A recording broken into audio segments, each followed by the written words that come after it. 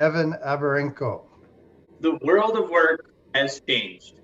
I remember a time when I used to drive to my Calgary office, a 4 hour round trip for a 1 hour meeting with members because we thought that in order for people to prioritize my project, you had to meet with them face to face. I'm a project manager for an engineering firm here in Lethbridge, so meetings occur on a daily basis. Being in somewhat of a remote office, we were supported by our larger offices, and we typically would get brushed aside. We would miss our deadlines. We found we had a higher success rate with getting people to buy into our projects and commit to our deadlines if we met with them just to make that personal connection. But 1 year ago, everything changed because of COVID-19. Meetings were no longer allowed in person, our offices were closed, and our projects were in jeopardy. We had to find a way to adapt quickly, so that is what we did. The first thing we had to do was move everybody to a home office setup, which didn't actually take that long because most of our office has laptops. We utilize a global server that can be accessed anywhere that there's internet. And we were used to working remotely, which actually gave us an advantage over some of our competitors. Our ability to adapt quickly allowed us to take on work that our competitors were not actually able to handle at that time. We were actually able to increase our market share during COVID and ultimately gain new clients for this year. A similar case can be made for dynamically speaking and the Toastmasters market. We were able to adapt quickly and we had many new faces during the pandemic. We initially noticed that productivity went down when people moved to working remotely, which is understandable because there's distractions at home that you don't have in the office, such as cats, dogs. Sometimes these meetings were daily.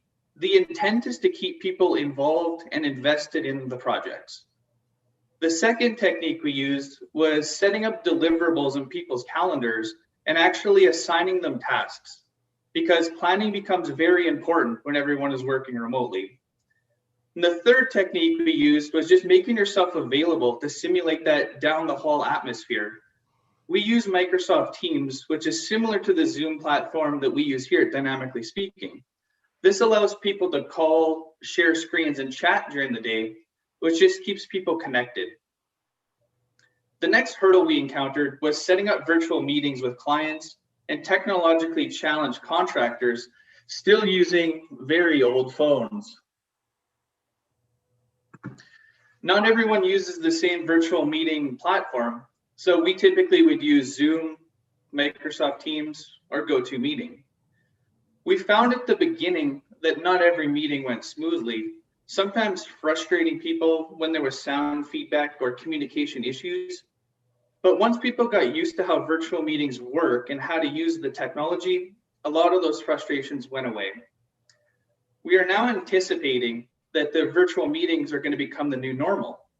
As long as you have your camera on that simulates the face-to-face interaction that's ever so important, just without the driving. This will apply to our club as well. When we go back to meeting in person, there's still going to be people logged in remotely from all over the world. I'm envisioning a projector in the keg basement of our club so that everyone can see each other regardless of where you are. I think it's important to reflect on the past year and some of the positive changes we are going to make. Virtual meetings will become the new normal for clients and coworkers that are long distances away. The days of traveling 4 hours for a 1 hour meeting are over. Some of my coworkers are perfectly fine with never coming back to the office. They have a good setup at home. They have their cat bed set up beside their desk. And they're actually just as productive. So having people work from home actually frees up some of our office space and allows us room to expand as we hire new people.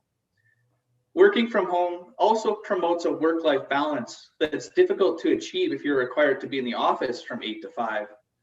People are starting to work earlier or working later in the evening. So if they have more time midday, it just allows them more flexibility within their work week. In summary, it was a challenge initially, but once we figured out all the technological hurdles, We were operating like a fine-tuned machine, just like dynamically speaking.